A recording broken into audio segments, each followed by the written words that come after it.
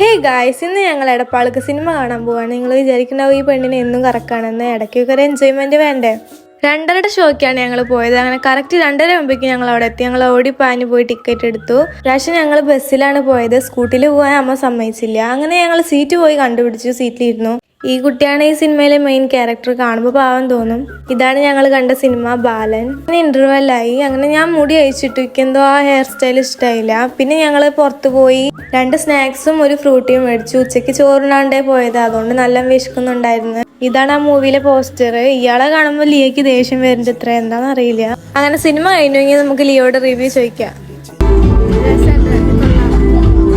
മൂവിയൊക്കെ രസമുണ്ടായിരുന്നു, ഞങ്ങൾക്ക് ഇഷ്ടമായി. അവസാനം ഭാഗം ചെറിയ രീതിയിൽ മനസ്സിലായൊന്നുമില്ല, എന്നാലും മനസ്സിലാക്കി എടുത്തു. പിന്നെ അവിടെ തൊട്ടടുത്തുള്ള സ്റ്റുഡിയോ കയറി. ഞാൻ അന്ന് നോക്കി വെച്ച ഒരു ചെരുപ്പ് ഉണ്ടായിരുന്നു, അതെടുക്കാൻ വേണ്ടി കയറിയതാണ്. അങ്ങനെ ഞാൻ അതിൻ്റെ ഉള്ളിൽ കയറി മിററിൽ 2-3-4 വീഡിയോ ഒക്കെ എടുത്തു. ഇന്റെ സൈസിന് ചെരുപ്പ് കിട്ടാൻ പാടാണ്, പക്ഷെ കിട്ടിയത് എങ്ങനെയുണ്ട്, കൊള്ളാവോ? അത് കഴിഞ്ഞ് അതിന്റെ തൊട്ടടുത്തുള്ള സ്പൈസി കഫേയിൽ കയറി എന്തെങ്കിലും കഴിക്കാന്ന് വിചാരിച്ച് ഞങ്ങൾ കയറി. നല്ല വിശപ്പുണ്ടായിരുന്നു. അങ്ങനെ ഞങ്ങൾ 2 ഓറിയോ ഷേക്ക് ഓർഡർ ചെയ്തു, പിന്നെ ഒരു ഷവർമ ഓർഡർ ചെയ്തു. ഫുഡ് റെഡി ആവണ വരെ നേരം പോക്കിന് കഴിക്കാൻ വേണ്ടി അവരിതും കൊടുന്നു വെച്ചു. നല്ല ടേസ്റ്റ് ഉണ്ടായിരുന്നു. അങ്ങനെ അവർ ഓറിയോ ഷേക്കും കൊണ്ടുവന്നു തന്നു, ഷവർമയും കൊണ്ടുവന്നു തന്നു. നല്ല ടേസ്റ്റ് ഉണ്ടായിരുന്നുള്ള കാര്യം പറയാലോ.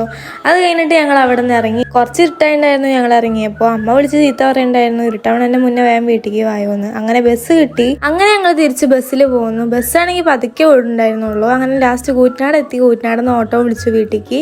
അപ്പം അത്രേ ഉള്ളൂ. Bye, good night.